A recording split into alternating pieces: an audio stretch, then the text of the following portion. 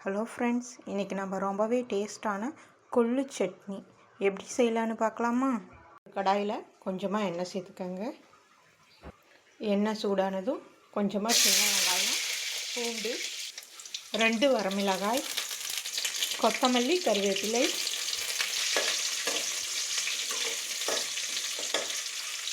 ரெண்டு medium size தக்காளி, கொஞ்சமாக உப்பு சேர்த்துக்கோங்க. இப்போ கொஞ்சமாக தேங்காய் சேர்த்துக்கோங்க. இப்போ பார்த்திங்கன்னா தக்காளியெல்லாம் நல்லா வதங்கிருச்சு. இப்போ அடுப்பை ஆஃப் பண்ணிவிடுங்க. இது நல்லா ஆறட்டும். பார்த்திங்கன்னா நைட்டே கொள்ளை ஊற வச்சு காலையில் குக்கரில் ஒரு 3 விசில் விட்டு எடுத்துக்கிட்டேன். இதை நல்லா வடிச்சுக்கிட்டேன். இப்போ இதை ஒரு மிக்ஸி ஜாரில் ஆட் பண்ணிடுங்க. பார்த்திங்கன்னா இது நல்லா ஆறிடுச்சு. இப்போ இதை மிக்ஸி ஜாரில் ஆட் பண்ணிடுங்க.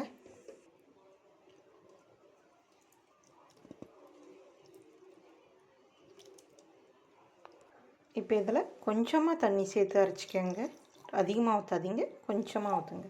இதை நல்லா அரைச்சி எடுத்துக்கோங்க. பார்த்திங்கன்னா இந்த அளவுக்கு அரைச்சி எடுத்துக்கோங்க. இப்போ இதுக்கு தாளிப்பு ரெடி பண்ணிடலாம். ஒரு கடாயில் கொஞ்சமாக எண்ணெய் சேர்த்துக்கோங்க. எண்ணெய் சூடானதும் கொஞ்சமாக கடலைப்பருப்பு, உளுத்தம்பருப்பு, கொஞ்சமாக கடுகு, ஒரு வரமிளகாய், கொத்தமல்லி, கருவேப்பிலை. இப்போ தாளிப்பை இதில் ஆட் பண்ணிடலாம்.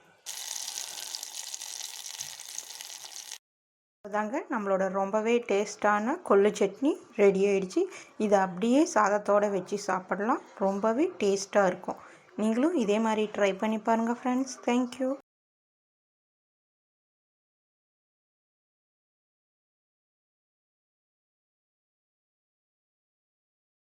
ஹலோ ஃப்ரெண்ட்ஸ், இன்றைக்கி நம்ம ரொம்பவே டேஸ்டான கொள்ளு ரசம், இது சாதத்துக்கு அப்படியே சேர்த்து சாப்பிட்டிங்கன்னா ரொம்பவே நல்லாயிருக்கும்.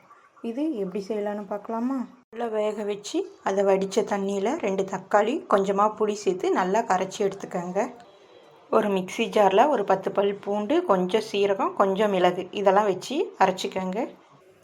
ஒரு பாத்திரத்தில் கொஞ்சமாக எண்ணெய் சேர்த்துக்கோங்க. எண்ணெய் சூடானதும் கொஞ்சமாக கடுகு சேர்த்துக்கோங்க. நம்ம அரைச்சி வச்ச சீரகம், பூண்டு சேர்த்துக்கோங்க. 2 வரமிளகாய் சேர்த்துக்கோங்க. கொஞ்சமாக கருவேப்பிலை சேர்த்துக்கோங்க. இப்போ நம்ம கரைச்சி வச்ச கொள்ளு, தக்காளி, புளியெல்லாம் சேர்த்து கரைச்சி வச்சதை இதில் ஆட் பண்ணிடுங்க.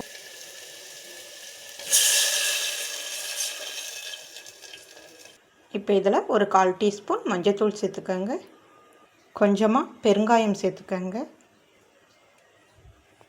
நல்லா மிக்ஸ் பண்ணி விடுங்க. ரொம்ப கொதிக்கணும்னு அவசியம் இல்லை. ஒரு 2 கொதி வந்தாலே போதும். நான் ஆல்ரெடி புளி, தக்காளியெல்லாம் வச்சு கரைக்கும் போதே உப்பு போட்டுட்டேன். நீங்கள் டேஸ்ட் பண்ணி பார்த்துட்டு தேவையான அளவு உப்பு சேர்த்துக்கோங்க. பார்த்திங்கன்னா இந்த அளவுக்கு கொதித்து நல்லா நுரக்கட்டி வரணும். இந்த ஸ்டேஜில் அடுப்பை ஆஃப் பண்ணிவிடுங்க. இப்போ இதில் கொத்தமல்லி தழையை ஆட் பண்ணிடுங்க. இதை ஒரு 5 நிமிஷம் மூடி போட்டு வைங்க. அவ்வளோதாங்க, நம்மளோட கொள்ளு ரசம் ரெடி ஆகிடுச்சு. நீங்களும் இதே மாதிரி ட்ரை பண்ணி பாருங்கள் ஃப்ரெண்ட்ஸ். தேங்க்யூ.